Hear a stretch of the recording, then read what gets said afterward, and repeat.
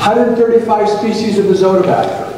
There's only 3 that live on your leaf surface that deal with UV radiation. Out of 132, they're all soil-borne critters. They're not going to suntan. So those guys have to have a whole different diet, a whole different environment to function in. When we take and put a lot of our microbes out that decompose residue, their home is in the soil. They're not going to decompose stuff that's above the ground standing up in the air. That's not the environment that they function in. So the more sugar you have in there in your plant when you put it in the ground, the better the source of food for the microbes. The quicker you get that microbe into the soil, back into its natural environment, the better it's going to function. Did we cover that, Paul? Gotcha. All right. Spring, we can in-furrow planting. This is a great time to manage some of these nutrients. Now again, you don't need a lot, right? It depends on your equipment, it depends on your crop. But again, I like to use a little bit of a starter, because the quicker you get that plant up and going and vitalized, you've set a lot of things into that plant early on that are very, very beneficial. So you've got your seed treatments that Jim does a great job on. We can put in the coatings, we can put in the microbes. Salam and I are working on a really cool microbial pack to go down with the seed. And we can probably use it as a seed treatment too, or we can use it dry, or we can use it as a liquid.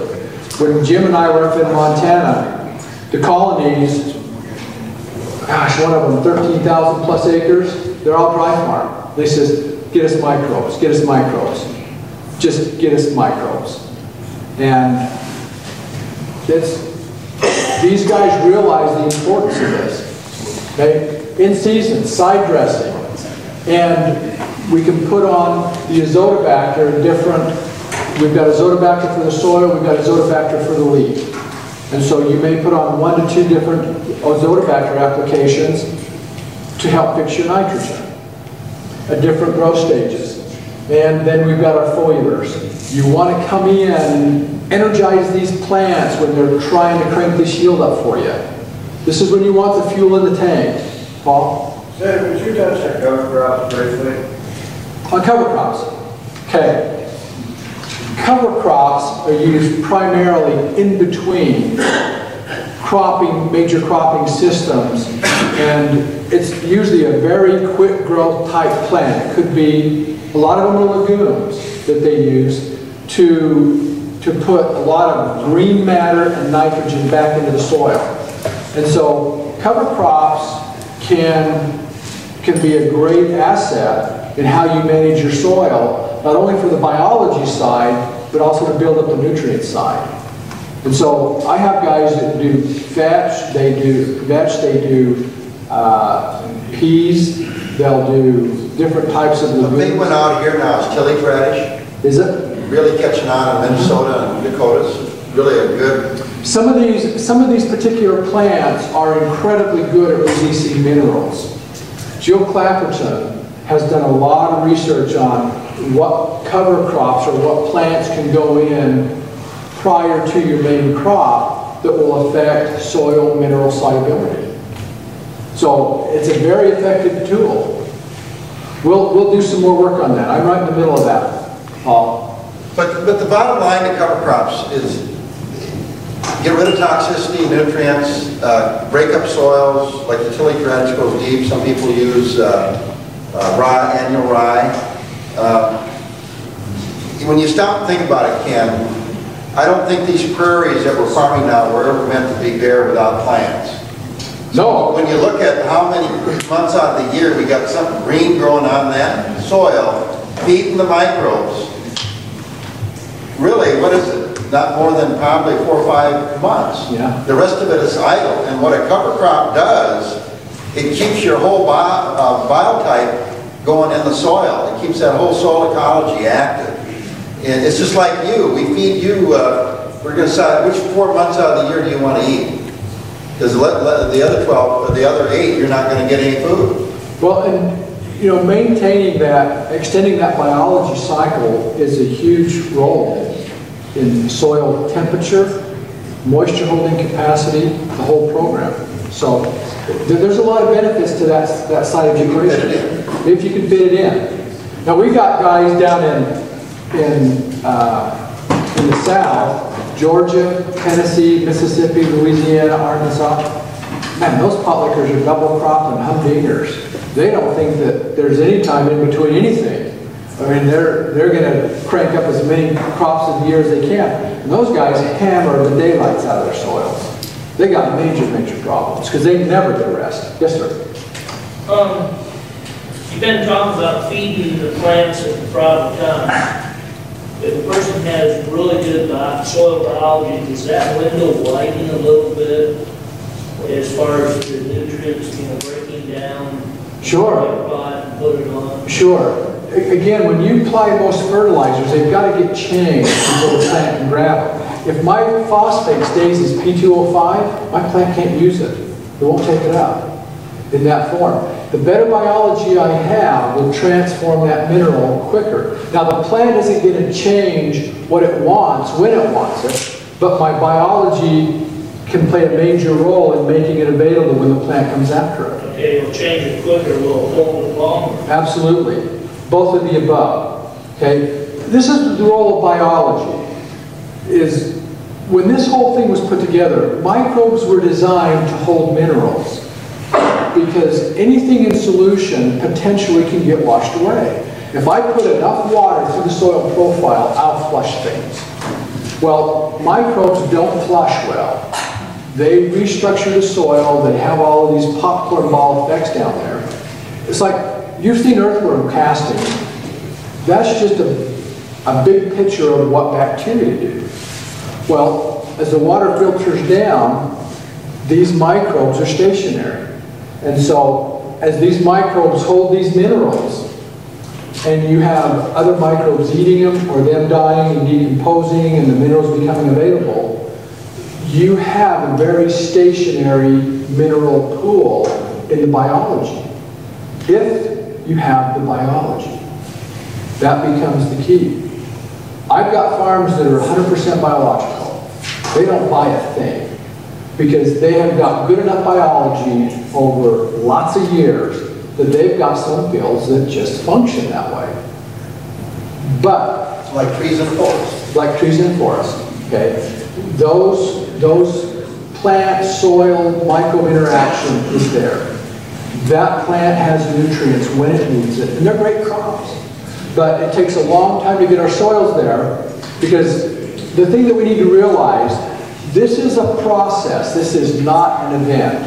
We have been decades mining and altering the mineral ratios in our soils. The co-ops that sell us these fertilizers, they don't give us any information about what's happening to the ratios out in our soils. What they tell us is well, we'll come out and test your soil, and then you need this, this, and this, and we'll actually come spread it. So all you have to do is write the check. And what has happened over time is we as farmers have become very disconnected between our soil, mineral, plant, microbe management. We've basically delegated it out for convenience. And these guys aren't teaching us. They sell what's good for them. And our plants quit at 160, 180, 200, 220. They simply quit because they're running out of stuff. And our soils are getting worse, our yields are getting worse, our biology structure is getting worse. So, fire up, Landry.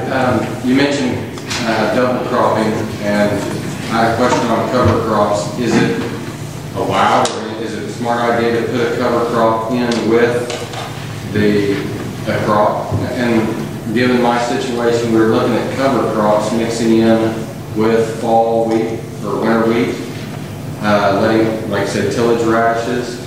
Cattle love radish tops. But I didn't know if that would, if we look at maybe adding a few more pounds of wheat because of what the radishes, if they would, you know, in our stand when we plant. Again, a lot of my farmers up in Montana, when we plant alfalfa, they'll throw barley in. So they're gonna put in alfalfa, they're gonna put in barley, they're gonna put in wheat, they'll put in oats. And I say, this is fine as long as you realize the intent is to feed 2 plants here. Okay? I don't have a problem with that. But if you expect to grow a bumper crop of alfalfa or a bumper crop of barley and expect your alfalfa to do the same thing on this diet, it isn't going to happen. So again, you know, some of these plants are pretty compatible. And I've got a lot of guys who do turnips and they'll do wheat together. So as long as we just have enough food there for both plants, that's fine. That's great. It'll work. What we did on this crop, this is a corn crop that we did out here in northern Utah last year. This is for a big cattle feeding operation. Now, this is, I took this picture on September 6th, right here. Okay, these guys, we did their alfalfa in 2011, and we cranked it way up. And they said, do you think you can fix our corn? And we said, yeah, we'll probably fix your corn. So what we did on their corn was we stabilized their nitrogen and their phosphorus. We put molybdenum with their nitrogen. And we came in and we put in the mineral 75 that's brewing out there with a little foliar. That's all we did to this corn crop. Now the interesting thing is these guys have been there for 50 years in the valley. And they've never had corn over 10 feet. They typically run 20 to 24, maybe 25 tons to the acre. Well, we came in and we just altered their nutrition program a little bit. And this is where we put in the molybdenum. Ken, don't go to sleep on me there, buddy, because this is your molybdenum question. Okay? I know I'm boring, but I'm going to answer your question here. We put the molybdenum in with this nitrogen, okay, to 32%. We stabilized at 1034. And what this corn ended up doing was hitting 35 tons to the acre on silage. They'd never gotten over 25. And we didn't use more NPK, we just timed it different, and we put the molybdenum with the nitrogen so it was efficient, and we didn't lose our phosphate. We had plenty of potassium in this soil, but this is what the plant did. On September 6th, this thing is green, solid to the ground. And these ears, now again, this plant is bred to put out foliage, so it's not really going to crank these ears. The ears were 14 around and 57 long. So we had pretty good length on the things. However, the tonnage is what these guys were after. We had plants hit, we checked these plants when we finished cutting this field on September 30th. We had plants at 15 feet, 8 inches tall. That's what a little molybdenum did with the nitrogen. Okay? That's what a little bit of mineral T. We put on 15 gallons of that mineral 75T and a corn boost foliar one time. What stage? Huh? What stage?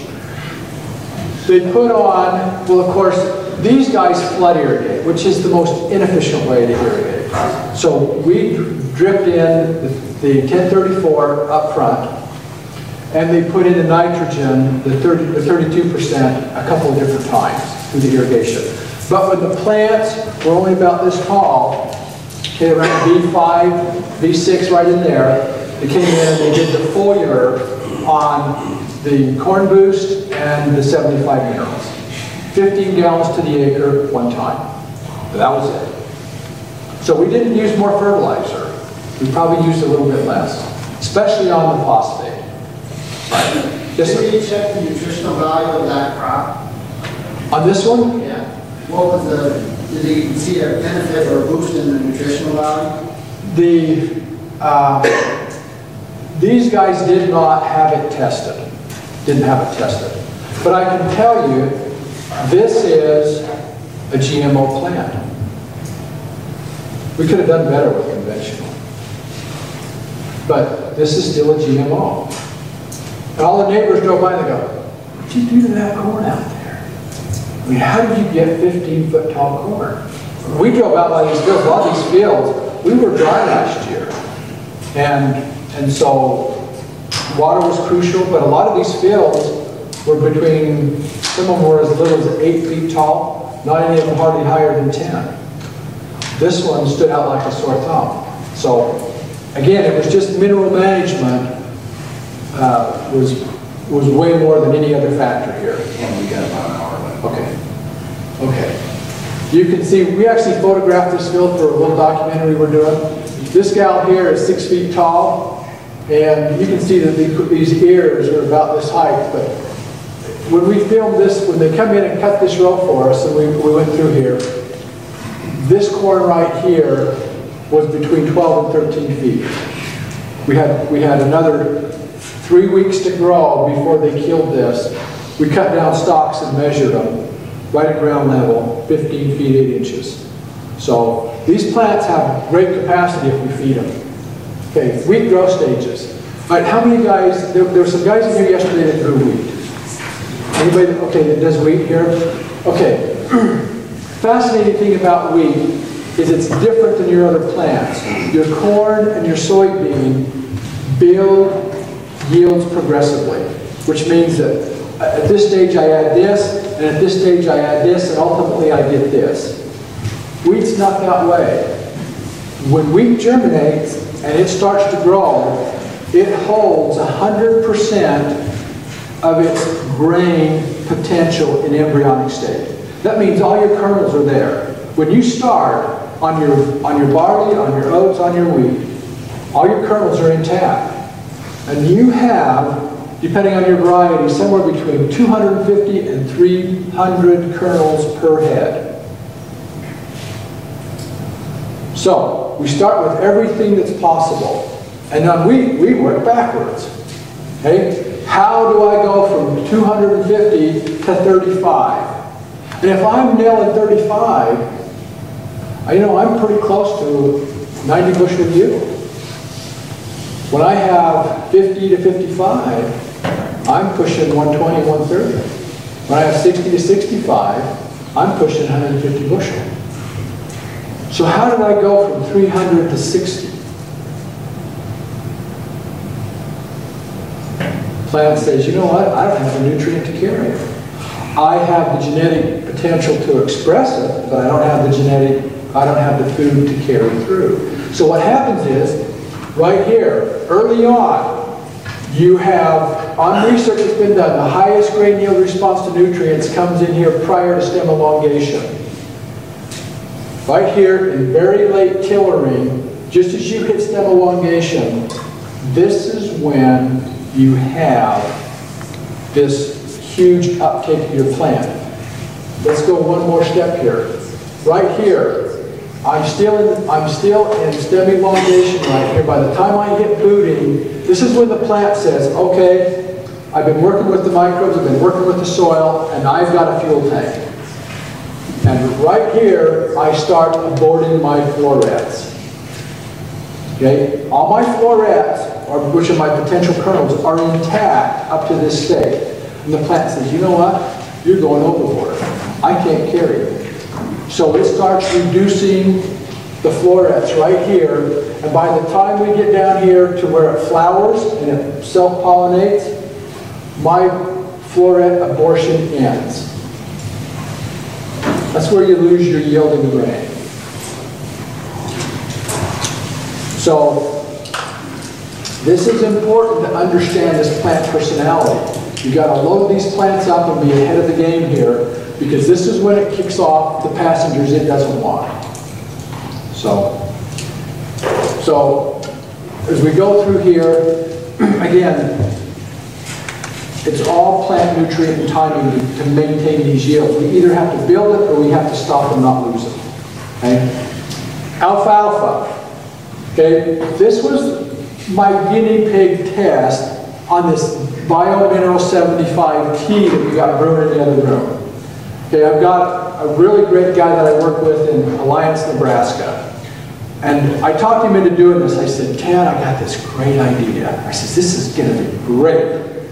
I said, I want you to take a tank, I want you to dump a bunch of minerals in there, I want you to throw the solubilizer in there, throw a big hose of air, and then go pump it out through your pivot.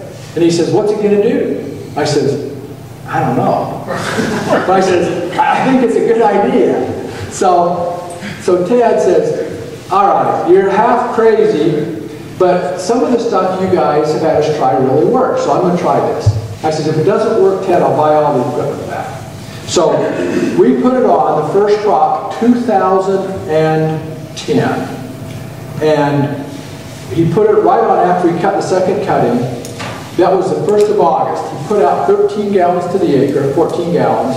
And he called me the end of August and he says, I've got the best crop of alfalfa I have ever grown. I said, really? I mean, really? He goes, you got to see this. I said, well, take some pictures and send it to me. So these are the pictures he took over. This is a wheel pivot, all right? And the alfalfa is up to the wheel, the bottom, the top of the rim, bottom of the rubber. This hits me right here. He says, when I drive out, he says, my alfalfa is way up past the luggage rack on my four-wheeler. And so when Ted tells me he's got a good crop of alfalfa, I pay attention. But you can see the level out here on this alfalfa. His fourth cutting, oh, back up. This third cutting moved up 36% in 4 weeks. His fourth cutting moved up 40. Oh, that was the next year. The fourth cutting in 2010 moved up 45%. The fourth cutting by 2011 was up 63%. So the first thing, now this is Ted. He's my buddy. Ted is the Energizer Bunny. And you can see that this is not Ted's first rodeo. Okay? He puts in 15 to 18 hours a day. And believe me, he starts clean every morning because I've stayed with him. But this is the way he looks in the afternoon. So Ted and dirt and grease and grime are no stranger. But Ted is a great farmer and he's a meticulous record keeper. So this is one of the reefs of what we did. What we noticed when we nailed this plant with these 75 minerals is the leaves got huge. And we started growing leaves where he's never seen leaves on his stems. The leaf proliferation went crazy. We weren't growing stem. We weren't growing this indigestible fiber. We were putting it into leaf matter. And so once we did the mineral T thing, then I said, Ted, how about we throw a little molybdenum in there? Now we're not putting out any nitrogen, zero. But when we put out nitrogen, the crop just kept on going. Now this is, the thing that I realized about this was these 75 minerals that we grew in the solution change plant function pretty dramatically. But I also realized what was happening when I started cranking these yields up. We weren't putting out any nitrogen. But for me to produce an extra 2 or 3 ton of alfalfa a year, I was producing somewhere between 30 and 50 pounds more nitrogen a month. Where did it come from?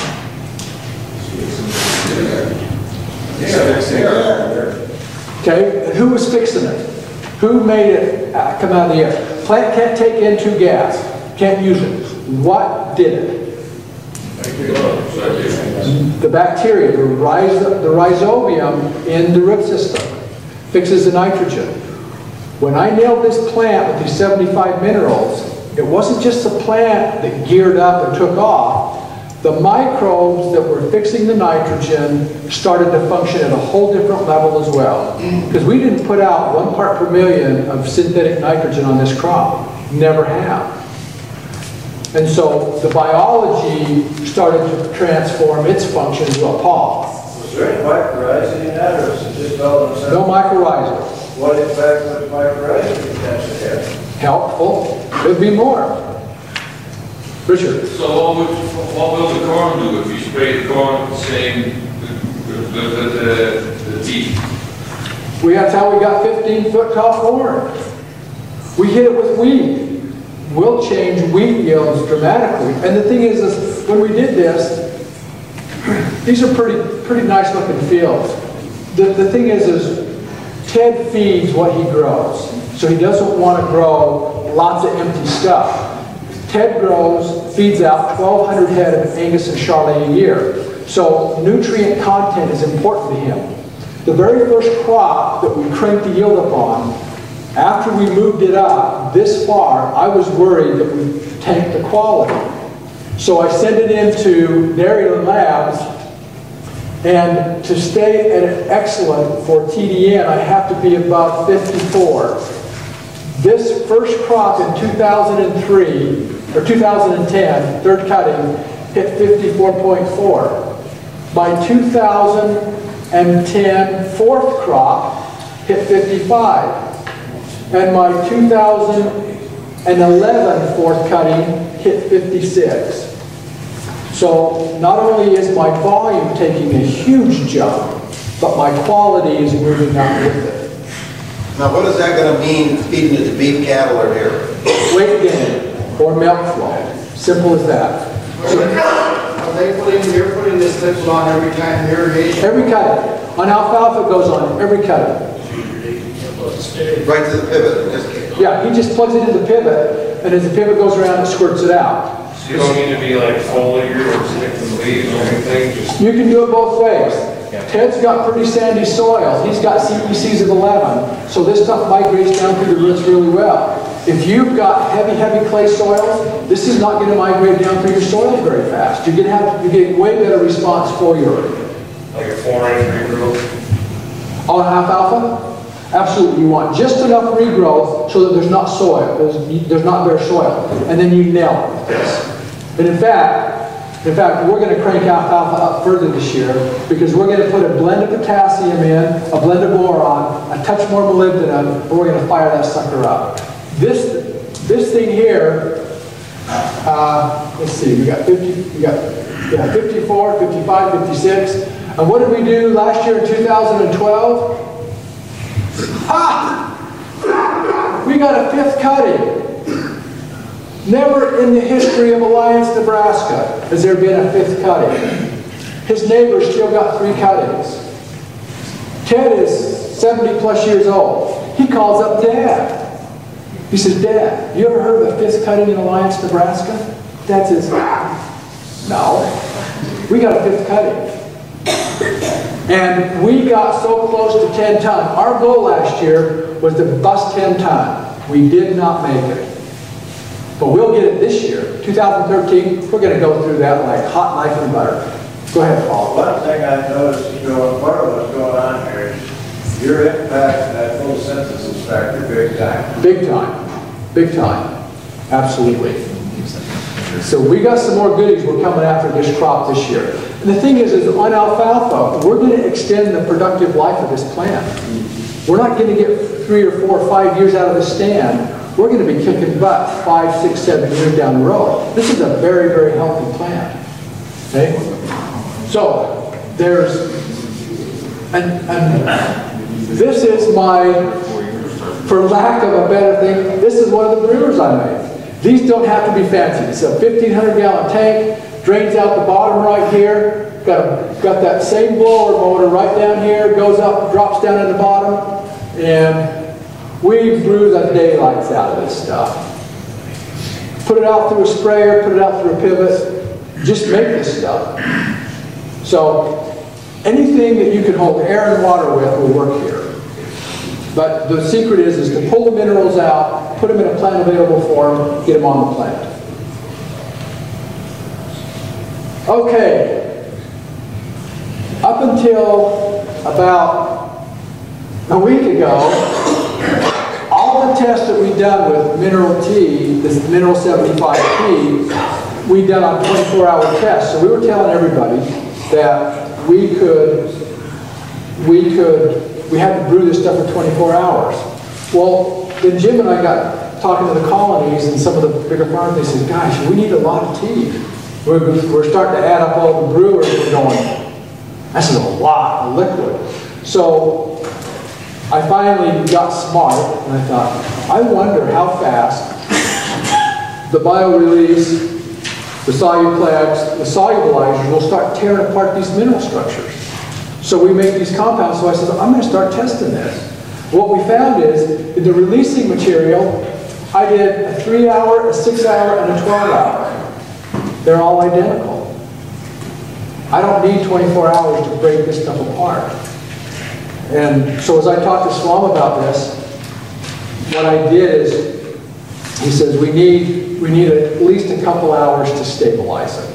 We can bust the bonds loose very quickly, but we need a little time to stabilize it. Now, the tests that are going on right now is I took the releasing agent at double and triple the rate because I want to know how much more mineral I can pull. You can see I'm pulling, this is in parts per million. I've got 77 calcium, I've got magnesium. Look at my sulfur, look at my potassium, look at my phosphate. I'm pulling, this is all the minerals these guys can check for. We can pull all 75 of them, but there's not a test for 75. I can go to a different lab and get 23 of them. These guys only check for these, but it gave me the answer that I needed. So we can break this stuff very, very quickly. There was a question. Richard?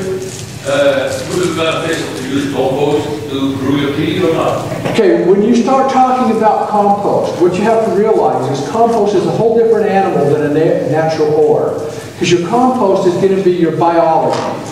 Right? And it makes all the difference in the world in how your compost got made. Because if you're using straight animal manure to make compost, what you're doing is growing nothing but bacteria.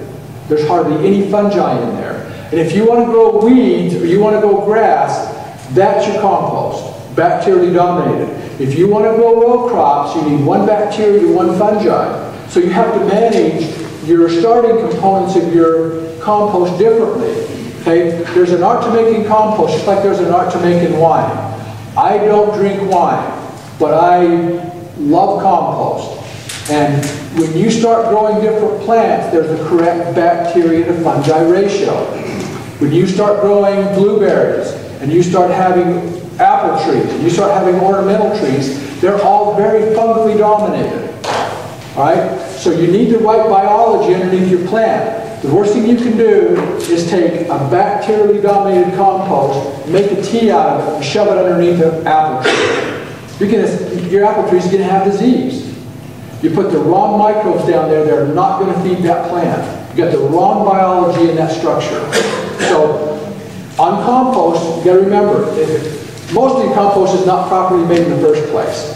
But it's not mineral driven. Compost is microbially driven. So when you're after compost, you've got to deal with the microbes that are there. And you'll get the microbes depending on what materials you use to start it with. Anything green will get you bacteria.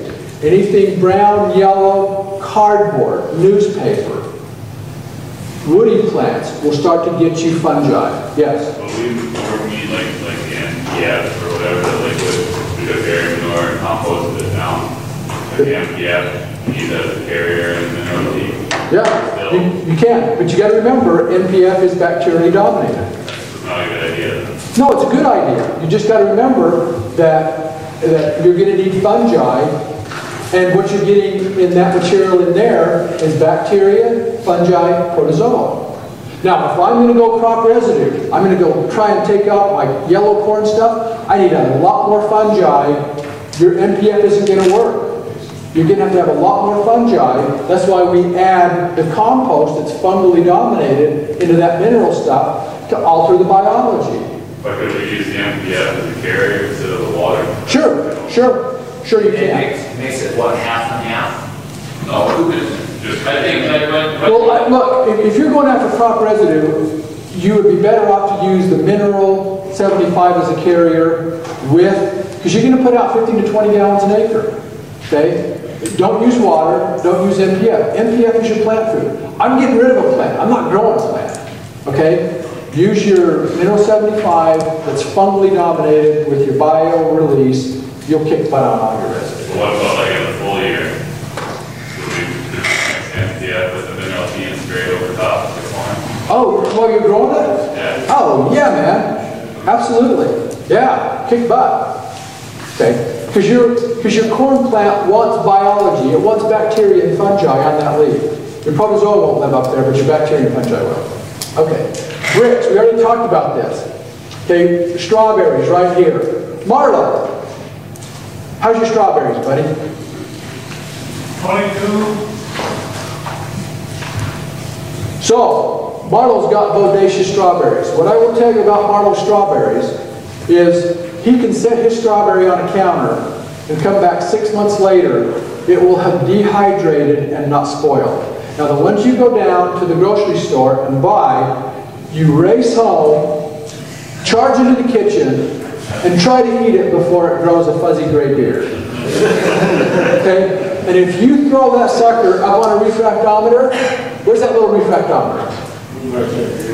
Okay, right here. You put that on there, I'll guarantee you it'll look like this. Okay? That sucker's growing a beard. And you don't want to eat it. It's coming unglued. Alright? The nutrients aren't in there. When we go back and look here, strawberries of 6, what does that tell you? That's rip and pour. The plant's not designed to do this. This is the nutrient problem right here, you guys. That's a big problem. Okay? Use those refractometers to help look at your plant nutrient quality. pH in our soil has a lot to do with our mineral availability. Our best ranges is we want to keep our minerals, our soil's pH is about 6.5 to 7. When you balance your minerals, your pH will self-adjust. Okay? The organic soluplex or the bio-release, we can take, and we've done this on hundreds and hundreds of soil, but we just took some from Iowa and Kansas, Illinois, Utah, and Idaho. And basically what we did is we just took an average down here. We took the water-soluble content of what was in the soil, and we put in 1/2 gallon of your soluplex or your bio-release. You can see that, like on this one, we went from 0.3 to almost 4 to almost 10. But as an average You have down that here, sheet, I believe, get that sheet out and follow along on the front and back as you go through it. okay, This is a key point for you to understand. okay, there's a couple things that this product does. One is, if we add it to soil where there are minerals, it will pull them, both positive and negative. It will bring them into solution. That's the active part of this material. The second thing we use this for is to balance your fertilizer, to neutralize the charges so that we don't lose our fertilizer. And so we've got growers who have lots of manure out of their fields. They've got incredibly high levels, but they're not getting high yields. Well, when we have put in the bio-release or the soluplex, depending on whether you're conventional or organic, it's the same product, it's just got a different registration name. We can pull those minerals from the soil and increase the yield. The biggest single yield increase we've had on corn that was manure ground was 70 bushel, 1/2 gallon. 12.5 bucks, 70 bushel. So, not a bad deal. 70 bushel additional. Additional. That field had never gone over 170. Actually, it was closer to 80. It hit 250. All we did was release what was in the manure. Okay, we didn't add on a lot of other fertilizer. Now, but we also had guys who went out and had 5 parts per million of phosphate and had 150 total pounds of potassium. Put on bio-release, plants started great. Didn't finish any better. What it told us is we could solubilize enough from just that to get a good start to the plant, but there was never enough in the soil that we could work with to sustain the growth through the end of the season. And so if you try to solubilize things with this material where there is nothing, guys, do not waste your time. Where's my buddy Dave? Dave, what did we do with this stuff? Well, I out the hard way, if you do not have the minerals and nutrition for it to work on, it does you no good. And we will tell you, flat don't use it. I told guys last year, if you don't have the mineral base underneath this plant, do not waste your time, because we can't make something out of nothing. Well, your soil test will tell you that. Yep. But when you're down to 3 parts per million of phosphate, this is not your fix. How much time is it after this test? Between the application of a 24 hours. 24 hours, he was on. These are all 24-hour tests. I did some side-by-side tests with a farmer of mine. I talked into trying it.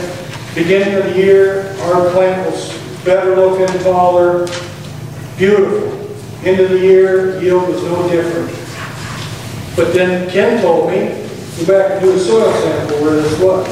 He said, Ken, out of 300 other soil tests, he was 299 on nutrition and better. So he had nothing to work with. But listen to this. This gentleman has co-op agronomist tell him that he's fertilizing all he needs to. What's that like? What did these numbers look like 6 weeks later? These will stay up this for 6 weeks. They'll start to come off after about 2 to 3 months. They'll start to come down. The bio-release, again, it's a seasonal product. It's meant to go in and function. But you have to remember, your plant's taking this up. Your microbes are using this. And so it has a very high functional rate for 2 to 3 months. And then as it starts to taper off, we've done tests out 6 months later and found only 40 to 50% of the nutrients still at an elevated level. But the point is we use it as a management tool to keep our fertilizers in a soluble form. Go back and talk about Molly. Molly. Oh, terrific. Molly, we can't find it. The detection limit on this is 0.15. A lot of tests are 0.008, half of it. You still can't find it. Even at this level, it doesn't show up. A lot of soil, when you start looking at this under water soluble, look, there's no cobalt. There's no moly here. We don't have zinc in this one. We don't have any phosphate that would show up under water soluble. No copper, no cobalt. Look at all the minerals that don't show up under just a water soluble test. They're not even, if you get rain in your soil, these guys aren't coming to the party. How is your plant going to have vitamin B12 if there's no cobalt? It can't happen. Can't happen. So, and then some of these numbers, look how low they are. Potassium really responds to this bio-release stuff. Look at this, I can go from 5 to 168. We can make potassium like Jim Prince's money.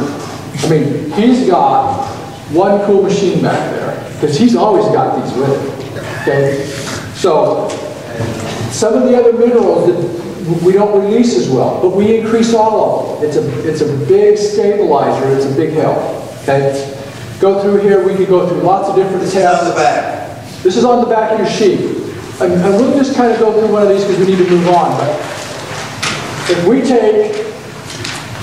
we take just soil, and this is an Idaho soil, we did it in March 2009. Soil and water, you can see our iron, our potassium, our phosphate over here, and our zinc. We come back in with our bio-release. Our boron goes up a nice jump. Our calcium goes up about 12-fold. Copper shows up. Our phosphate goes right here. Goes from 14 to 111. So there's some material in that soil that we can pull. There's phosphate that's there that's not plant available. Well, we can bring it into solution because it's got something to work with. Now, we come back and we put in 150 parts per million of 1034. Okay, I'm going to put in 150 parts per million of phosphate in this soil. All right, I started with 14 here, right? That's what was in my water. I added 150 parts for my fertilizer. And in the jug, I truly have 150 parts per million. It's all there. So I should have 164. After 24 hours, I've got 35 in my soil. That means 128 parts of this went somewhere, because I already had 14. So I lost 85% of my unbalanced 1034 in 24 hours in this high calcium soil. So, anybody want to trade me $100 for my $10? Because we're doing this all day long. We're doing this all day long. So, Comment, Ken. comment. It's also tying up all your other nutrients. Well, we take a lot of these other guys. I mean, we overloaded the system with negative. Okay?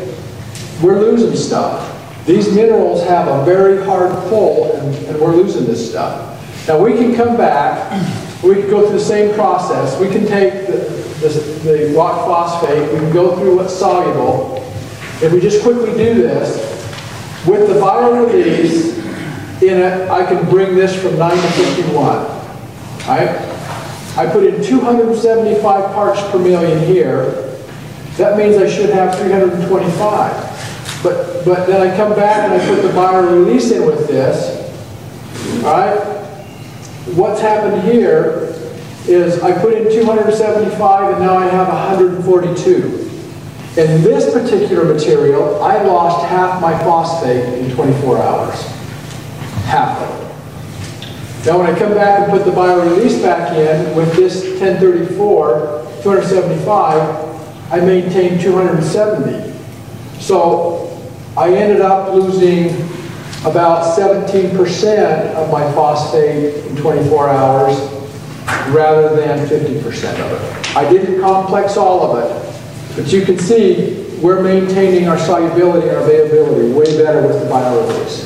Okay, but we are overloading the system here with phosphate. Can this be applied to liquids or not? Absolutely. This works incredibly well with liquids. And what you do, basically, talk about cost and how you manage that, with fertilizer versus... 1 gallon of biorelease will chelate or neutralize up to 15 gallons of your other fertilizer. So it doesn't matter. If you're using a 318-18, you're using a 624-6 or a 1034. We want to be able to neutralize those charges and reduce the solid fat.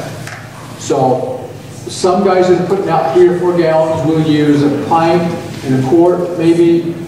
Some guys that are putting out 8 to 10 gallons will use a half a gallon. Some guys that are coming back with 20 gallons of side dress of different material will use up to a gallon and a quarter. Because you want to maintain that fertilizer solubility. Believe me, Dave, go ahead. That's something, if you join our program and we give you the sheets, we'll have all those calculations and figures and everything on that. So you don't have to mess with it. You just do what we tell you to do. Wait a second, Dave, now you want us to be the same as the monogamous co-op? Well, the co-op just tells you what to do. We're going to teach you what to do. Okay?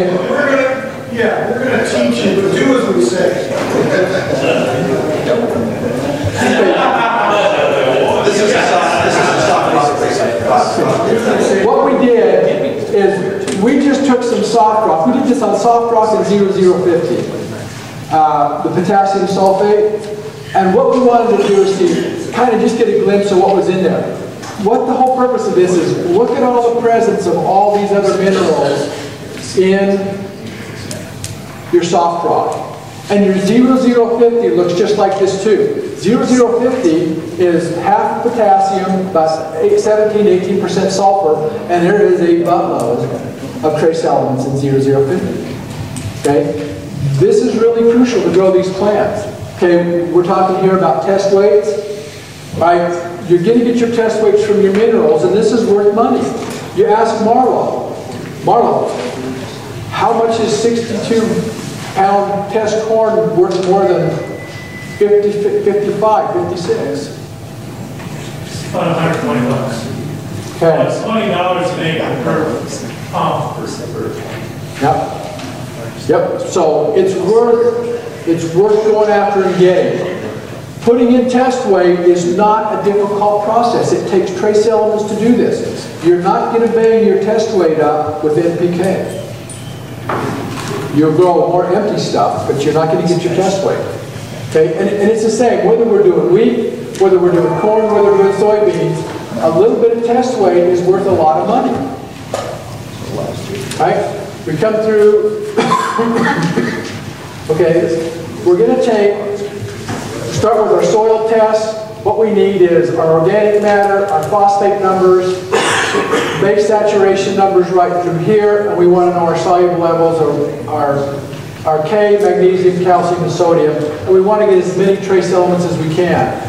And this is a nutrient, a color coder that Jim and ProfitPro uses just to give you color indications of what is in range, what your questionable levels are, and what is out of range, either high or low.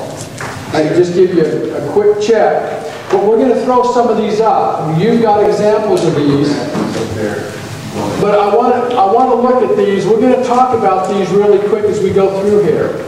All right? When you talk about balancing soil minerals, this is really the key to whether you're buying fertilizers or whether you're not. Your soils hold a lot of material that's locked up. When you're talking 2 to 3 million pounds per 6-inch acre slice, there's a lot of minerals out there. But at any one given time, we may have 10, 20, 50 pounds of phosphate out there. It's in a soluble form.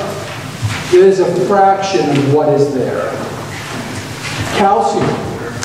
You can have upwards of 250,000 pounds. Yet it may only have 2,000 or 3,000 or 4,000 pounds available. Same with potassium. 50,000, 80,000 pounds potential in some soils, and we're at 300 and 400 pounds soluble. So these have tremendous reserves, and every time bedrock breaks down and rocks get crushed and they get broken, we're releasing minerals back into the soil. So managing these minerals becomes the real key, but let's focus on a couple of these. We're going to look at our base saturation numbers, our potassium, our magnesium, our calcium, and our sodium levels here. Okay? And so, Ken, I'll make a comment. This coder we've been using for quite a few years, and we bring it directly. So if you send your soil samples in and have us as a recipient, or you send them to us, we'll send them in. We're going to charge you for the analysis.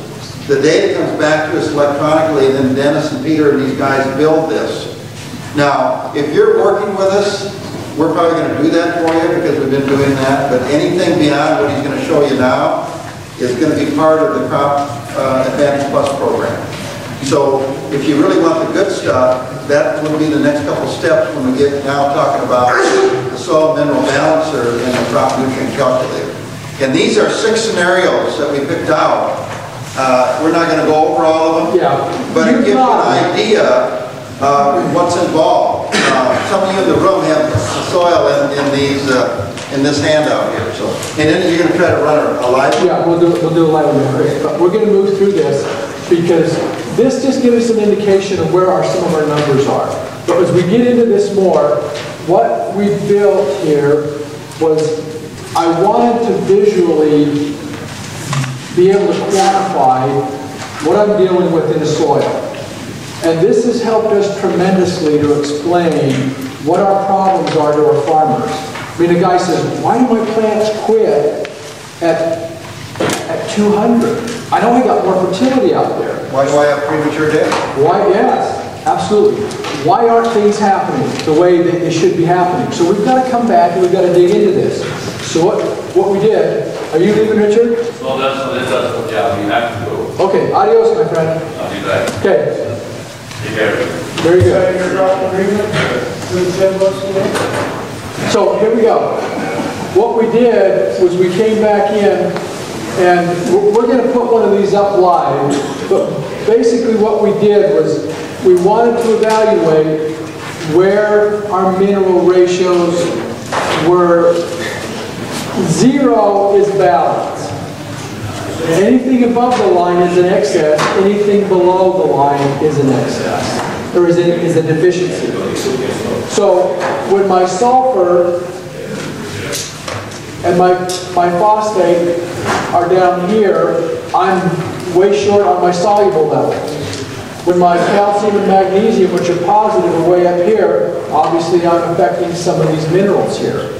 And so what I want to try to do is start to adjust these, because as I bring them closer to the center line, all of these minerals are going to function better together. Now this research was put together by Dr. William Albrecht. This is not my work. I just spent all winter going through 40 years worth of his work. And then you've got guys like Arden Anderson, you've got Dan Scow, you've got Neil Kinsey. You got a lot of these guys that are students of Dr. Albrecht. And there's a lot of good work out here. I just put the information together to put it in a visual form. Because these mineral ratios, what Dr. Albrecht did was he took plants and he let plants tell him where they grew the best. This wasn't some lab experiment where the scientist says, I'll decide what this plant wants and what it gets. They took lots of varieties of plants, put them in all different mineral ratios, and then they measured the mineral transfer from the soil to the plant. What could the plant get? What became the problems between too much of this one and too little of this one? So this is the research after 40 years, and what we want to look at, we want to use this tool to spot check our problems. Right?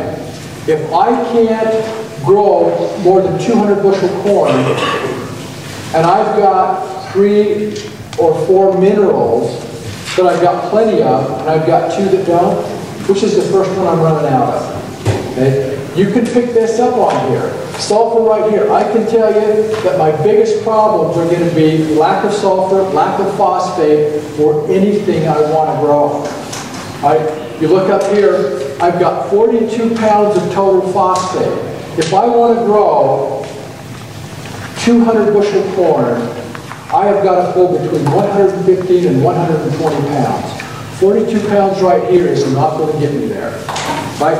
When I come up here, 22 pounds of sulfur, I've got to have 100 pounds of sulfur to grow that same 200 bushel. I don't have it. Is this a soil test on the This is, what we do up here is we actually plug in your CEC right here, and then it will populate these numbers right here, and then we plug in your soil test numbers right here. Okay. And this is what we should have, this is what we actually have, and this will calculate our pluses and our minuses. Okay? We're going to put this up live, but I just want to introduce you to the concept of how this works. I need to spot check what my problems are. I can tell you already before we start where the problems are in this soil. Right? Look at my magnesium. I've got way more magnesium than I'm supposed to have. I can spot check this. I'm supposed to have 620. I got 1,000. What that tells me already, if I go back to here, I've got 16+% magnesium on this soil. I've already changed my nitrogen efficiency from 1 pound of nitrogen per bushel to 1.5 right off the bat. Before I ever start, I've taken my nitrogen efficiency and lost 50% of it. Okay, I can tell you that before we ever start. I can also tell you I've got screwed up microbial because magnesium makes soil stick. It means I don't have air and water down there. And I can't get root mass to grow in tight soils. At 300 psi, your roots stop. So all of a sudden now, these minerals up above the line and below the line are starting to tell me a whole lot of stuff before I ever get out in your field. I'll tell you on this one, I walk out in your field when your soils are wet, my boots are going to get bigger and bigger and bigger and bigger and bigger. And sooner or later I'm going to fall on my butt because this is a slip, greasy pig. All right? This is what's happening. This is what these minerals do. Calcium makes it fluffy. Gives us our space. Our magnesium tightens it up. When I've got too much magnesium, which is double positive, I am taking my phos and my sulfur. Okay? So again, We can learn a lot as we move through these things. Look at my trace elements. They're all tanked. Guys, they don't have enough. Okay? How are you going to get your enzymes to work on an empty tank? So you start spot checking these problems. But yet, if you look on this actual soil test, most of the stuff is reading high, and they would think that they got an excellent soil test. You look at your soil test and it'll say add 100 pounds of something. Yeah. And the co-ops will tell you in relation to trying to grow a yield. Maybe it's 150 bushel, maybe it's 200. They'll say add this or add that. The point is it has nothing to do with balancing your soil. It simply has elemental sulfur. I'll fix a myriad problem. Elemental sulfur. Reduces magnesium, which in turn will raise. Elemental sulfur will do lots of cool things. Okay? It will help adjust my calcium. It'll take out my magnesium. Elemental sulfur, 2 pounds elemental sulfur removes 1 pound of magnesium or sodium. All right? In the process, I also raise my potassium here, and I raise my phosphate here. With one mineral, I can adjust 5 major minerals here. Will a product like gypsum work faster? Depends on your soil pH. And your base saturation, right? If your calcium right here is not at 60%, your ammonium sulfate or your gypsum, which is sulfur and calcium, won't work.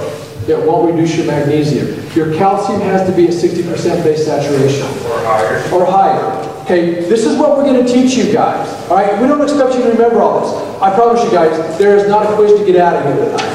Okay, but this is what we're going to teach you. We're going to give you this information. If you can become part of this program, we'll send these mailers out. We'll put this information together on all your soil minerals, all the mineral interaction, what's screwing up what, and how we adjust it. See, because there's no point in telling you guys this if you can't fix it. And we're here to fix problems. We're not here to put any more Band-Aids or rearrange the deck chair on the Titanic. That bugger's going down. We're going to not hit the iceberg. So this is where we're heading, and we'd love to have you aboard. But it's education, education, education. There's, you know, when Dave talked about this, is guys, you got to know what the target is before you can hit it. The co-ops have got us shooting in the dark. And I don't like that. It's expensive and it's wasteful. So we're trying to draw in on these problems, and we'll tell you how to fix them. Fire away. Any elementals several years in a row? You betcha. Depends on how much I got to move down. Now you got to be careful with elemental sulfur, because once you balance your calcium, your magnesium, and your potassium, and your sodium with this, if you keep applying elemental sulfur, you're going to flush all your trace elements. Again, Jim talks about this better than anybody I know.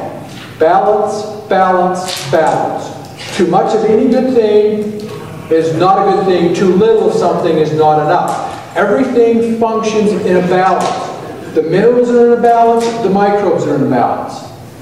Okay. Done.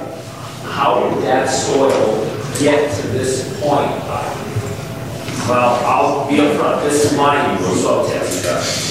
It's always had manure on for like the last 10 years. Yeah. I don't control the manure's content. So it's had phytates in it, whatever else, Roundup corn. Are those issues that are giving some issues here? Well, always, but you have to remember, your soil comes from your parent material, which is the rock that broke down into soil. It may have happened over eons of time. What washed in, what blew in, what flew in. It doesn't make any difference. The thing is there aren't any balanced soils out there. There's so few of them. The world is a blender. And when these mountains and these rocks and these plate tectonics did their work, we went through this whole geological experience, and I'm telling you, it is an eggnog. You got a field that's got all different kinds of minerals in it. Nothing is even. But what we do have is we bring in a plant, we stick it in a field, and we say, guess what? This is what we want to grow. The minerals, the right minerals to grow that plant may never have been here. Again, we're coming back into nature and we're saying, let's manage these resources better. Okay, if we want to grow a plant, we know what it takes, because we can go through and we can tell you, you got to have 28 pounds of magnesium, 27 pounds of calcium, you got to have 100 pounds of sulfur, 120 pounds of phosphate, you got to have 265 pounds of potassium, 280 pounds of nitrogen. Okay, that's what it's going to take on this crop. You can go down the list over and over and over again. How do we get them in that plant? Because when you get them there, you get the yield. Okay? So as we look at this, again, this is just another chart that goes through and explains where our ratios are. And this is another soil. We look at this one, calcium and magnesium are just about dead on. Again, we've got problems here with our sulfur and our potassium. It's a little bit low, our phosphate's very low, our trace elements are again tanked. Don't have even quite enough sulfur. This is one of the rare occasions where maybe just a touch of potassium chloride, just a touch, might actually help a little bit right here. Right? As we go through here and we keep looking, magnesium is high, potassium is high. Again, I got high positives and I start having problems with my negatives. Okay, there's ways to adjust this. So any of these soils, we have to get a look at where they are before we can start adjusting these bars. Right? It's the whole purpose of this. You find what you mean by base saturation? Sure. Okay. In the base saturation, what happens right up here on your soil test? What it's going to tell us is our primary cations. Calcium, magnesium, potassium, sodium, and hydrogen. And what we want is we want to see what ratio these minerals are occupying on the negative clay and the calcium, and the clay and the organic matter. Okay, this is your negatives holding your positives.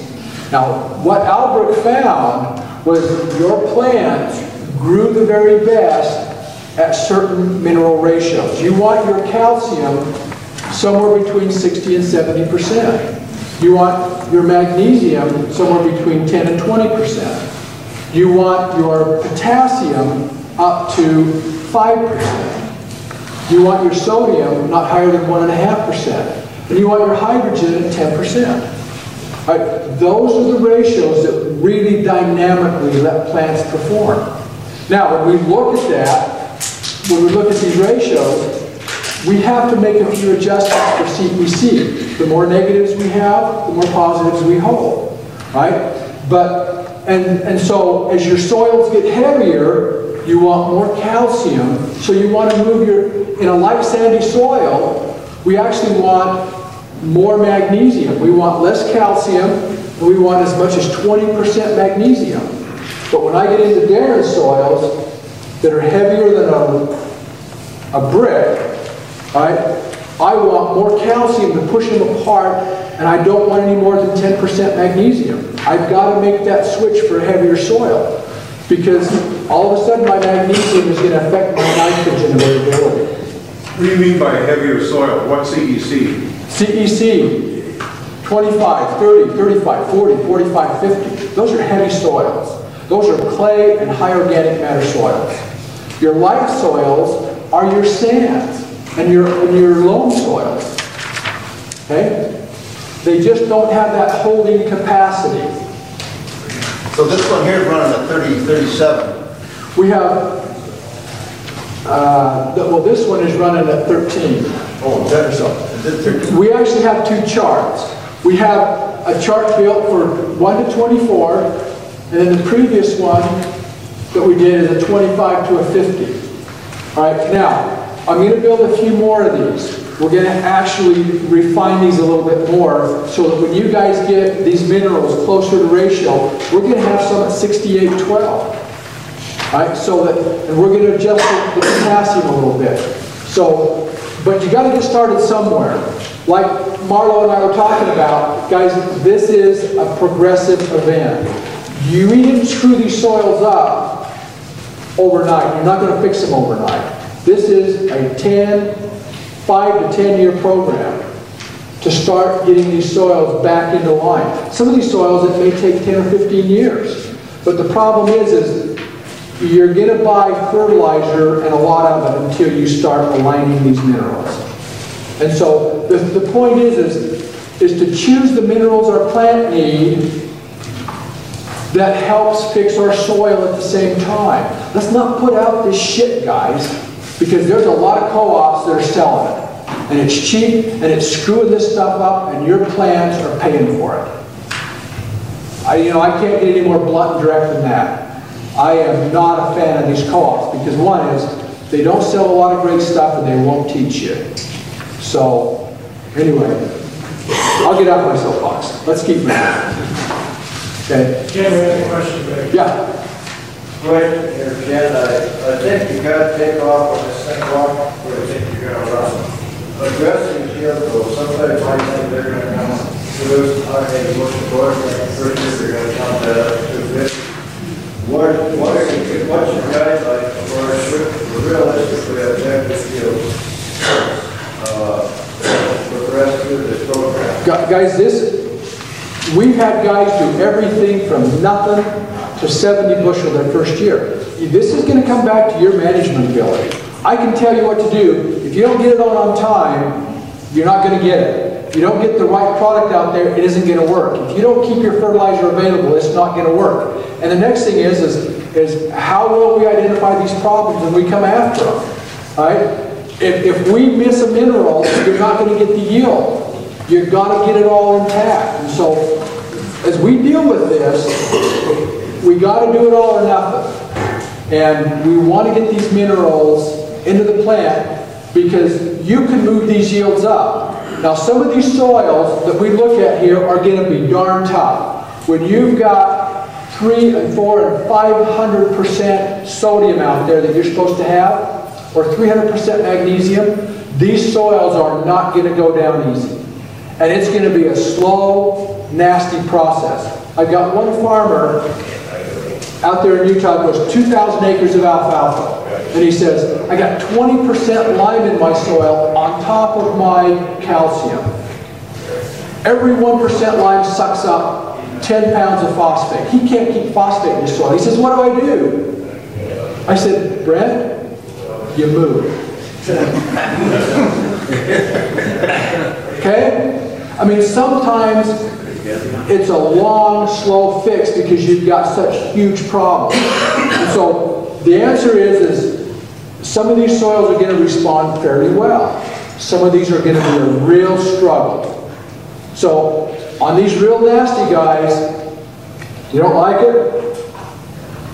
But I would say on average, we should be able to move them 20 bushel to 50. I'd say in that range, and beans 8 to 15. We've seen a lot of good response just on mineral management and timing. We still have the problem. We still have magnesium issues. We still have some salt issues. We still have sulfur issues. They're deficient, but we can manage around some of those. We got a short-term and a long-term. Short-term and long-term. You guys that lease ground that you have from year to year to year, you're not going to go in and put in a 5 or 10 year program to fix it. Because if you lose it in a year, you just walked away from all that fertility. So you guys, unfortunately, are going to be stuck with a short-term management program. How do I patch this boat year after year after year to move these yields up? And that's the best it'll ever get. But you guys that own ground, that actually want to start bringing these into ratio, you can afford to do this slowly. But you do it with your crop nutrients, yeah. One of the things that we're also going to bring to the table with these charts and stuff is if you're differing with your landlord over rent price, you can take this to him and you can say, look, this field is so deficient in all these minerals, there's no way I'm going to get high yields out here. So they can't charge us exorbitant amount. Another thing is if land is for sale, say you're interested in a piece of land, we can come in and do a soil test and tell you this thing is going to take thousands and thousands of dollars of this fertilizer to get it where it's going to bring big soil. Don't pay big money for it. That's something that these charts can also help you. You need to know what you're buying. Yes. And the thing is if somebody will pay 500 acres for land rent and he's got a sodium problem like this, he really just bought a problem.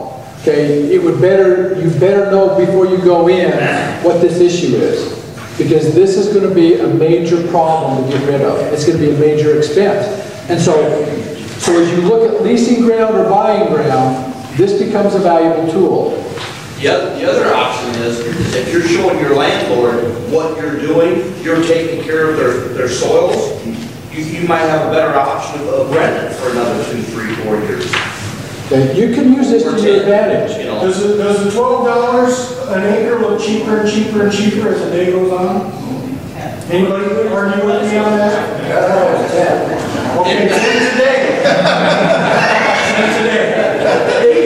Cheap.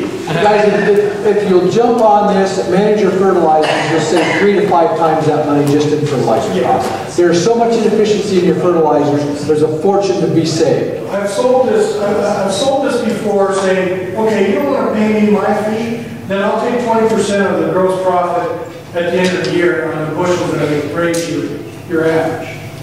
Do you think anybody's taking me up on it? They'll take the $10. They'll take the $10. So take the $10. Okay, as we go through here, we want to talk about just a few things really quickly, then we're going to throw some stuff up. But right here, fertility is the balance between your mineral ratios. It's not how much fertilizer I can put out there, because I will tell you over and over and over again, the bulk of what you put out, you're wasting. All right? This is true fertility right here. What is the balance between my ratios? All right?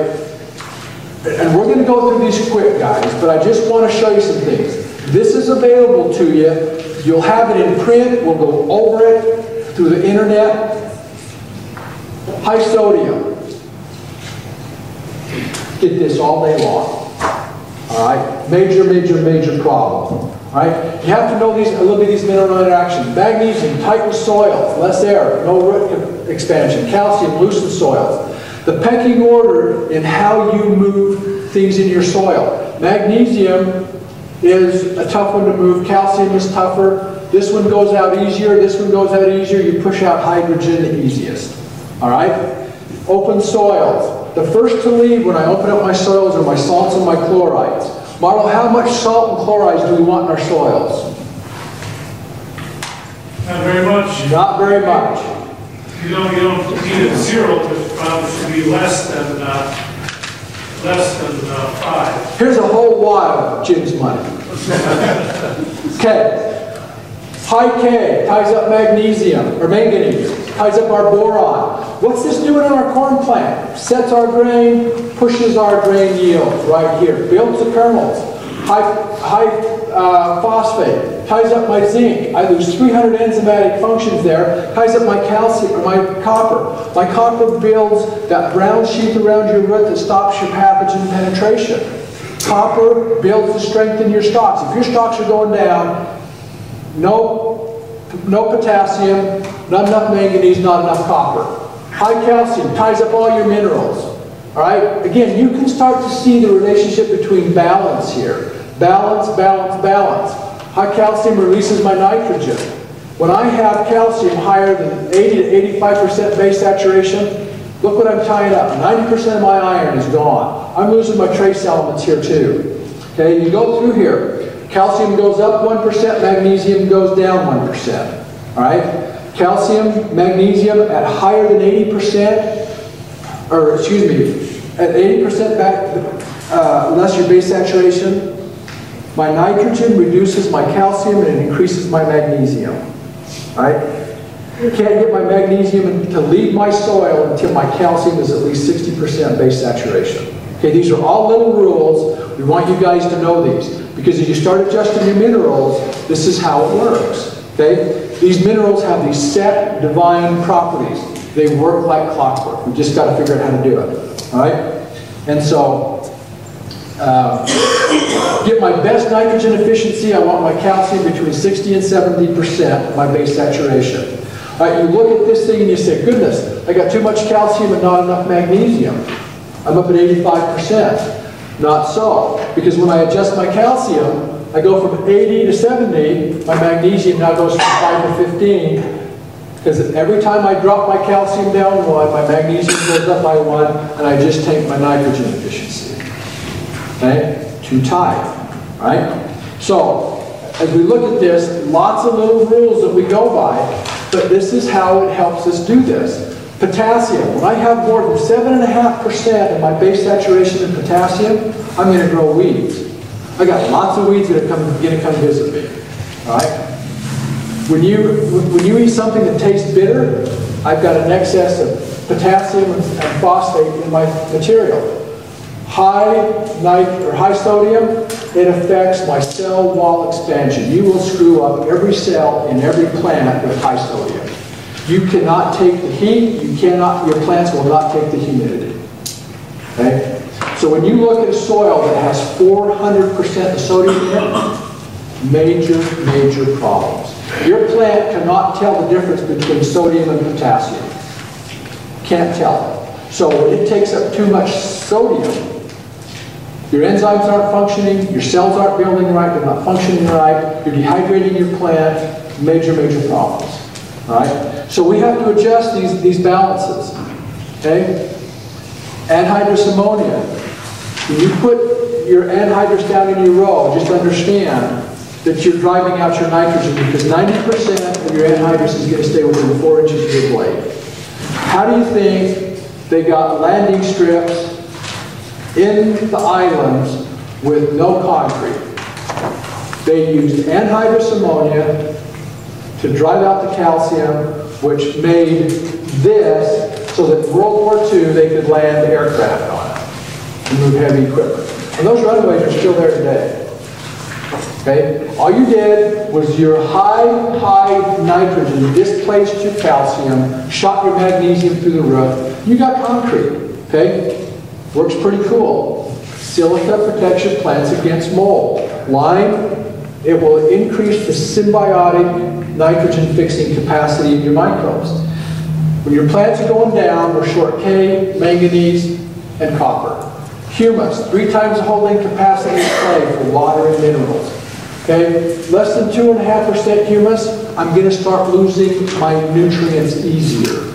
Humus is one of these negative things that holds on to our minerals. At more than 3 to 5% is a good ratio. But at 8%, I got too much humus. I can't keep my trace elements. I can't keep my potassium and my calcium available. It's tying everything up. Again, too much of some of good things are an excessive problem. CO2 is more important to high yield than any mineral that you can put out. Where does CO2 come from? Air and soil.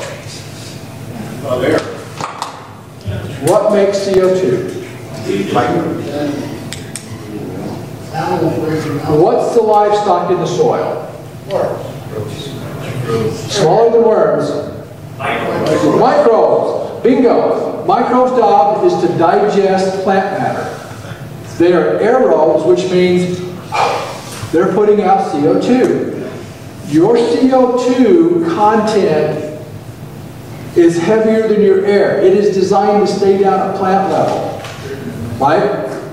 You don't have adequate CO2 because you do not have that biology factory down there chomping on the goodies, breathing out stuff, multiplying and expanding. Your CO2 comes from your microbes. You can either use CO2 or you can use dry ice. And let me tell you something, guys. Dry ice is expensive. You need a CO2 generator too. Get a CO2 generator, okay? In the Corn Belt, what we see is a lot of high magnesium, so we're short sulfur and we're short boron. Adequate calcium means that we're going to use a lot less NPK. So calcium is a crucial one to balance here.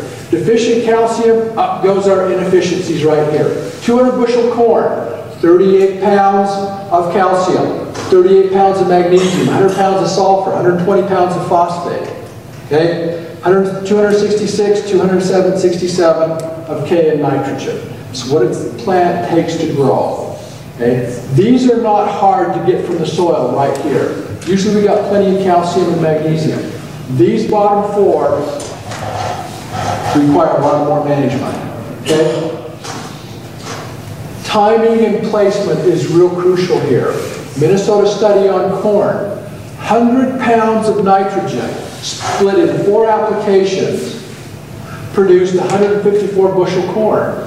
1.6 units of nitrogen for every bushel.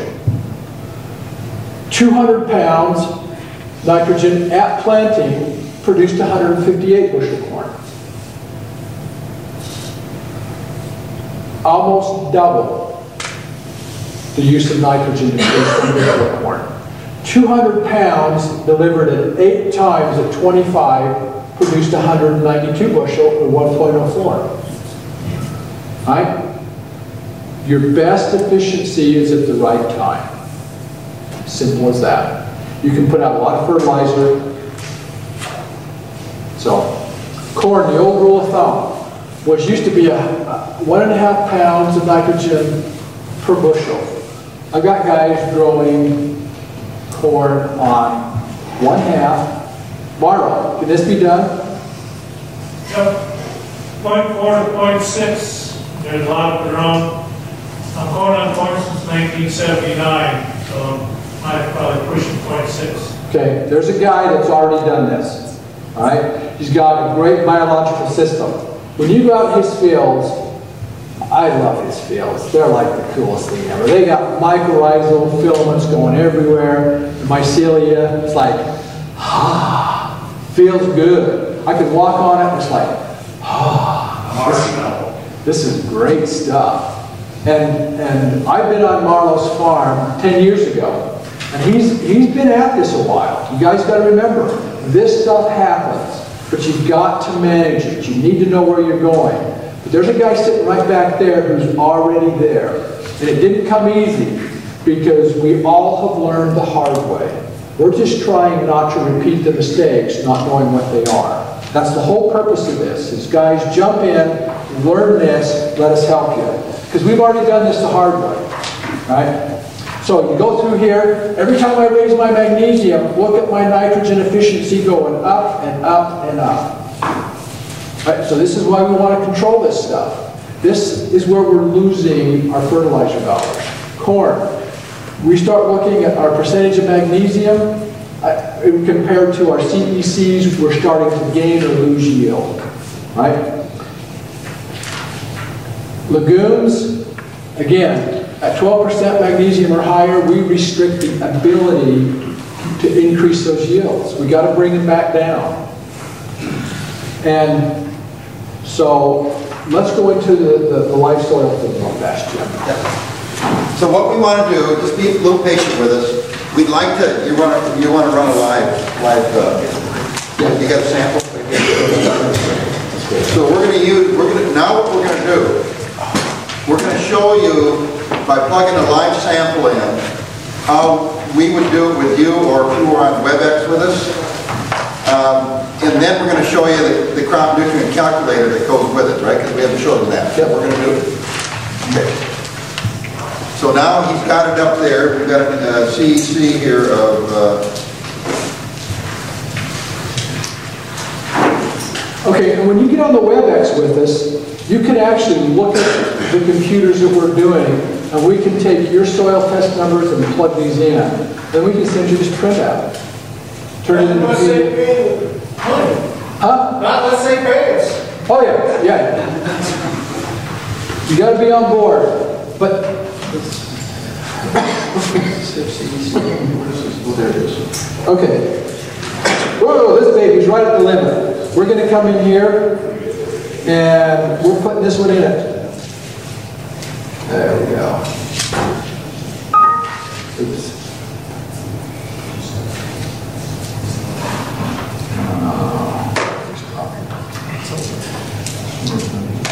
You already have one open, so. No. All right. 25 right here. 7.8 feet each. Okay, we're at 24.5, right? 24. You gotta hit escape. Hit escape. Here we go. 25. Okay, what's our soil? 17.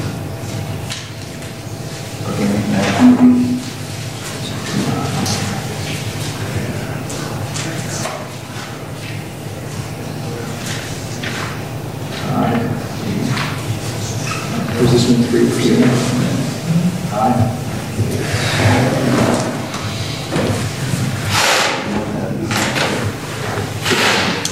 Oh my goodness. 15 here. Phosphate. Phosphorus is 21. 21. Okay. Calcium? Calcium. Calcium. 8630, 8,630. Okay, you can start to see what we're doing down here as we put these numbers in. This chart's going to start to change. 636 and 636. Magnesium. Okay, got them in here. I've got 8,000 on my calcium, 8,630, 630. 636 on the manual. Okay, I've got 636. Okay. And potassium, I've got 220. Sodium.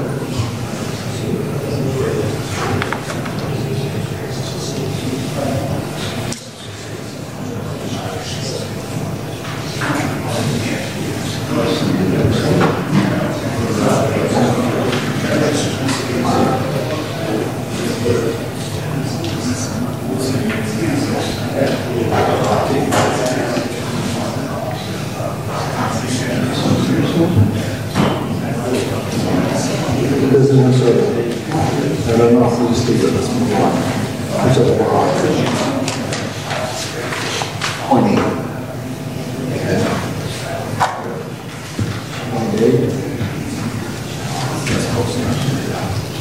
Okay, what's our iron? 0.2. Oh my goodness, we really can. Okay, magnesium. Magnesium, I'm sorry. 1.6. Oh my goodness. Okay, copper. 2.4. 2.4. Okay, zinc. 1.4. Okay. Now let's see where it is. Okay. What we're seeing here. Just everybody's attention. Here's our first contract. Somebody took advantage of it. JC's the man. All right, right here. Don't get left in the dust. Right here, as we plug this in, up here we've got a calculation that is going to tell us. I don't have it.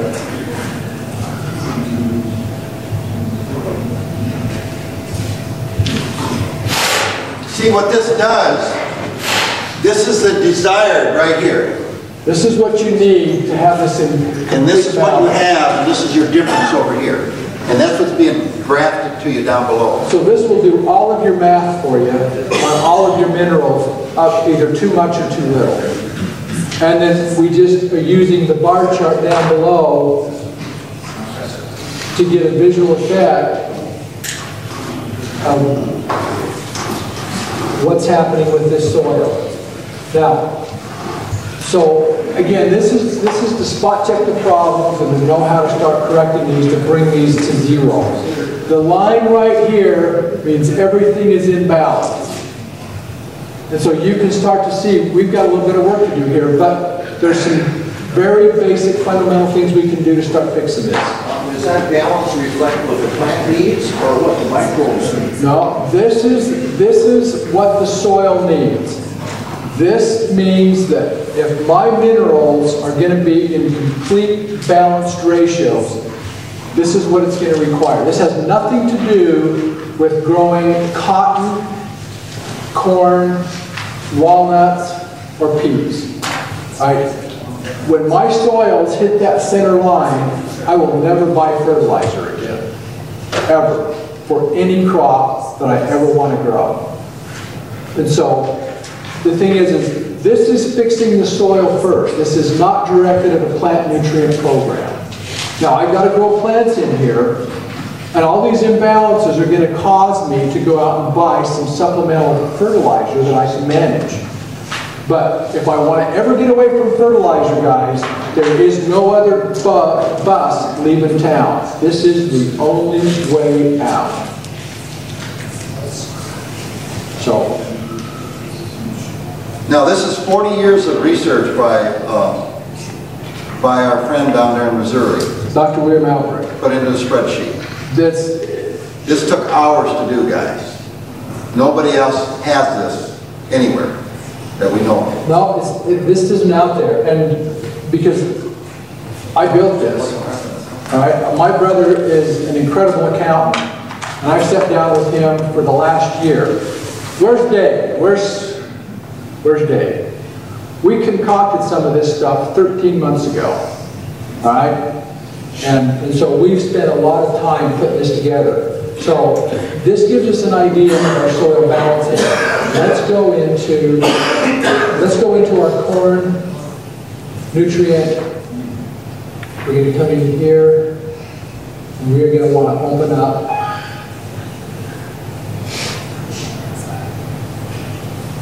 And we're going to bring this up. Now this is the cool thing on corn, and we've got one for silage. We've got this for wheat, we've got this for alfalfa, I'm working on soybeans, and I'm halfway through that, and I'll finish canola. And I will go into cotton, and some other plants. So we're putting the database together on these crops that you grow. But on corn, how this works, let me just give you an idea. Is I can come in and put in my bushel right here. So if I come in and on this cell right here, I want to put in my target goal is 250. What's going to happen is, as I change this number, it's going to repopulate my fields through here and down through here.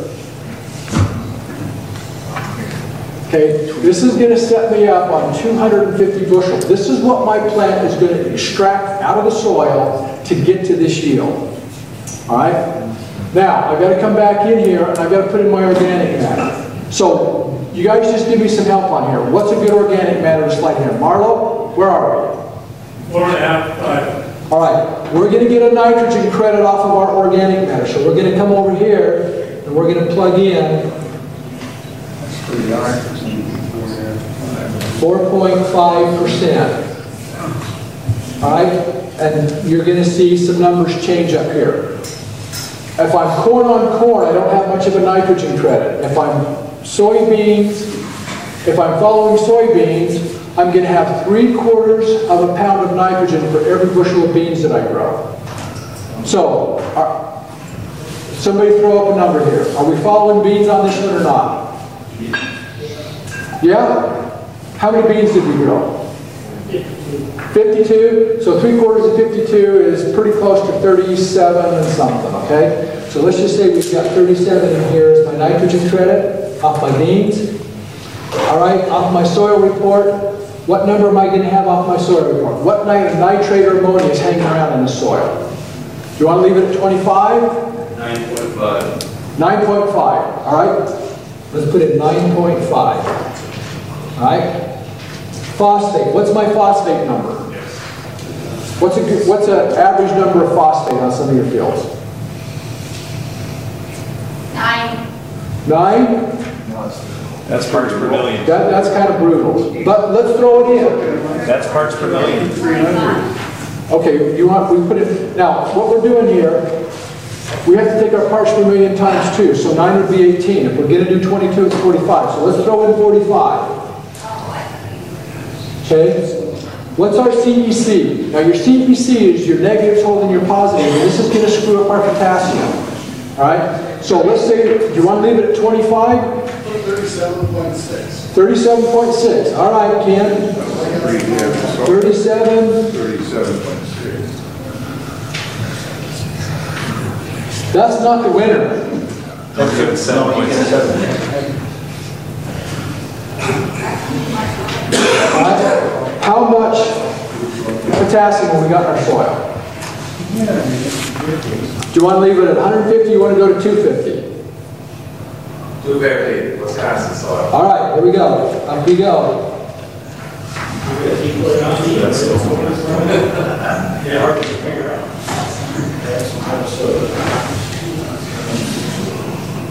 Okay. 7.5%. Oh, yeah. Now you have some charts that are tied to the soil sheets we set around, showing the calculator for those soil types on the back.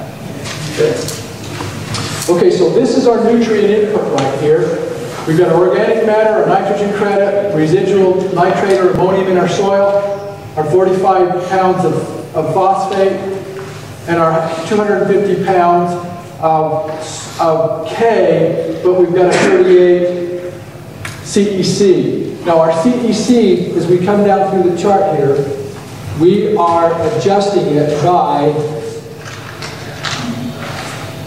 by the cation exchange capacity. So as we move down, boy, Jim, you have a touchy computer.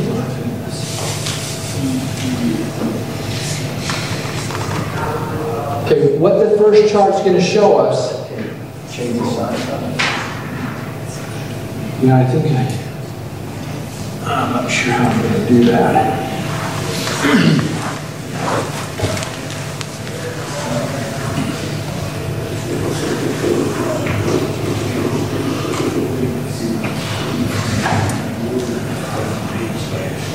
There we go. Okay. What this first chart's going to do is it's going to start calculating out every week what this crop is going to take up in NP and K. Okay, we're going to get sulfur in here. But right here, it will tell me week 1, week 3, 2, 4, 6, 8, as I come down here, what my nitrogen demand is to meet this yield goal. What my phosphate demand is, what my potassium demand is, and it's adjusted for the CEC factor, but if we bring back in the biorelease or the soluplex, then we bring it back down.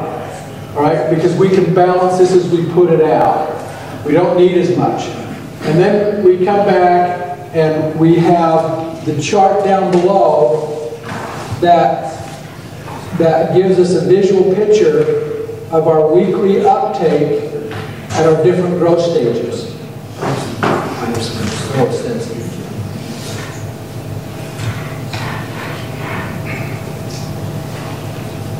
Okay, so here's our nutrient uptake chart. The next one is just your percentage of your nutrients that are going to get taken up. Okay, we can kind of, this one just helps us see our peak week demands. Right here, you can see my high weeks on my nitrogen are really going to be week 7 through 11. My phosphate here, 6, really through 12. Okay, so I've got 6 hard weeks that I've got to deal with phosphate here. I got 2 hard weeks of potassium. Then my curve drops way down, but it hangs up here for 3 weeks. Once I go into potassium, my plant is dumping potassium. It's unloading in the soil. Something in the metabolism of this plant says, for me to switch over from growth to vegetation, I got to unload some of this stuff. But then it comes right back up. So we need to know what these patterns are, these mineral uptake. The other thing that we just added down through here is you can see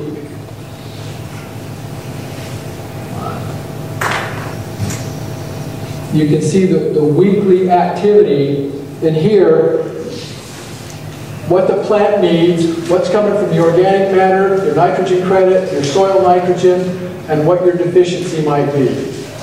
So you come down here, this is your net deficiency.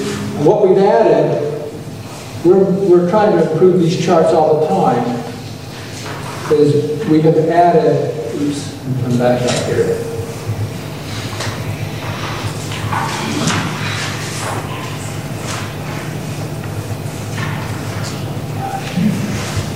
This really jumps around here. What we've got is a bar in here that will track your total deficiency right here. Got it.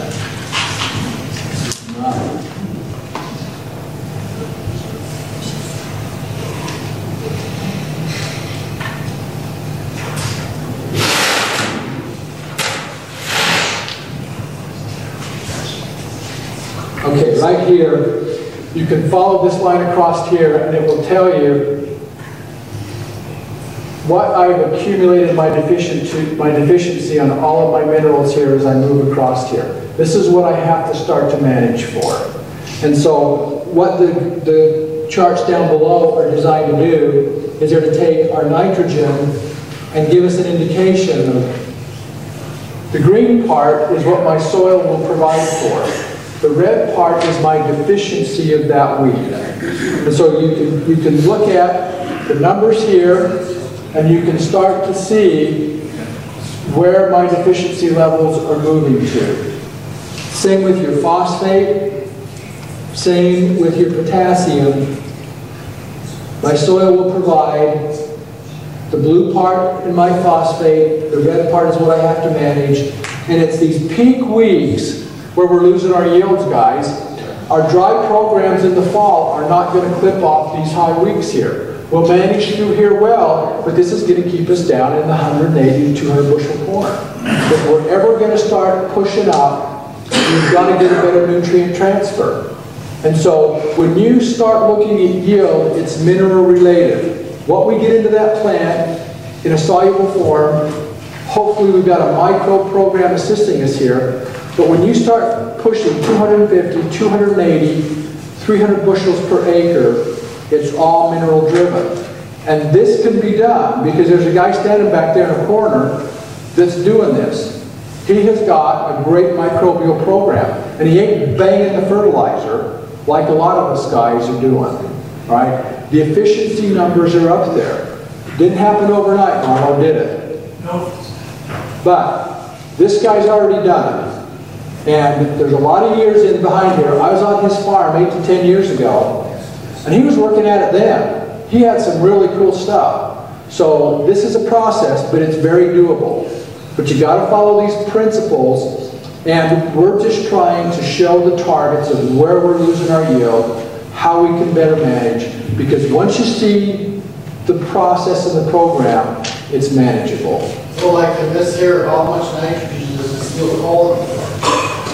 And you just got to figure out how to get it applied timely to the peak set. Exactly. You can see right to the week what the demand requirement is. And you can sit back and say, okay, am I going to try to do it with dry? Am I going to try to do it with liquids? What equipment do I have? And that's where we sit down and we say, all right, what's the most economical way to approach this problem? Because we can see what they are now. How do we deal with them? Anhydrous ammonia, when does it get released? Depends on your soil. Depends on how fast it converts. Depends on how much you retain of it. Depends on if it's wet or dry. Depends on what the temperature is. Right? All of these factors play a little bit of a role. But if you know what the factors are, you're a lot better at managing this system. The guys that are pushing these higher yields have simply figured out some kind of a method to keep nutrients underneath their plant at the right time. We want to try to do it better, and we want to try to do it for less money. Just a quick comment on Bulker. Bulker is another one of those interesting products that Salam makes. It's a fermented product, it's not a chemical, it comes from microbes. We squirt it on the plants at least 30 days before you harvest it. And what it does is it goes through and it activates the plant's function to stimulate photosynthesis. Well, there's a lot of things that go on, but the end result is we use it on a lot of potatoes and a lot of sugar beets. We get bigger tubers. It works on cell elongation, not cell division. And you somehow, on some of your grains, it's about a push. You get about as much back as it costs you to put it in. On corn, we've had some pretty good response on corn.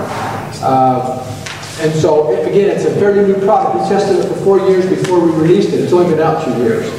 So we don't have a ton of data on it. Davis? Now that you've identified the deficits, what if you decide that you don't want to spend the money?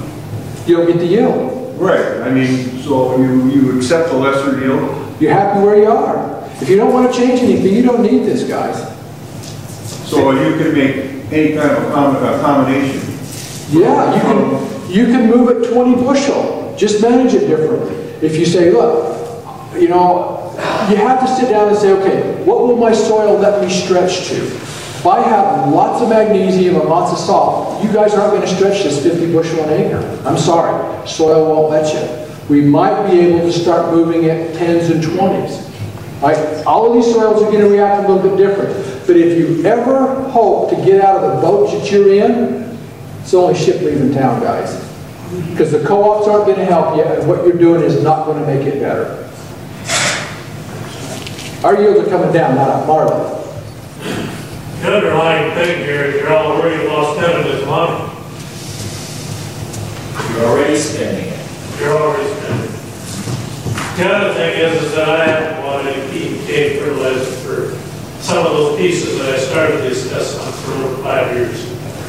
And my soil tests keep going up. Not going enough. They're going up. He's got a great microbial. The same A&L labs that I always have. It's the same test. Why are those tests going up?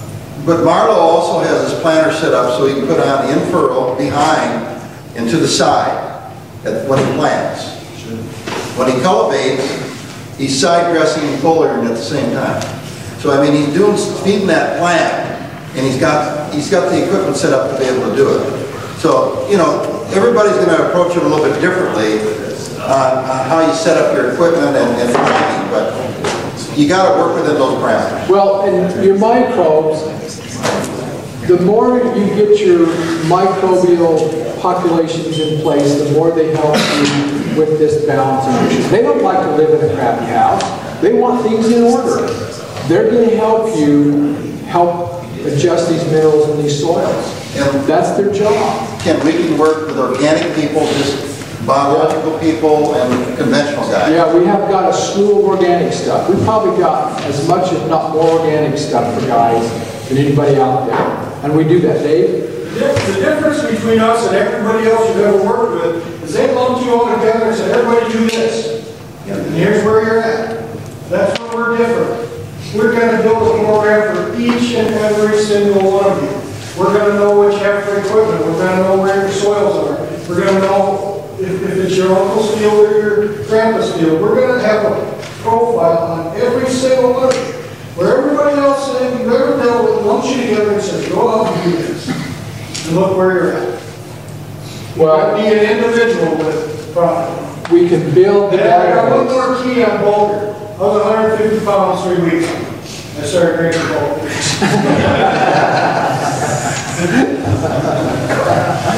Well, Ken, let's do this here. Let's do this here. We're gonna kind of terminate, and then for anybody that wants to stay around, Ken and I are going to be here as long as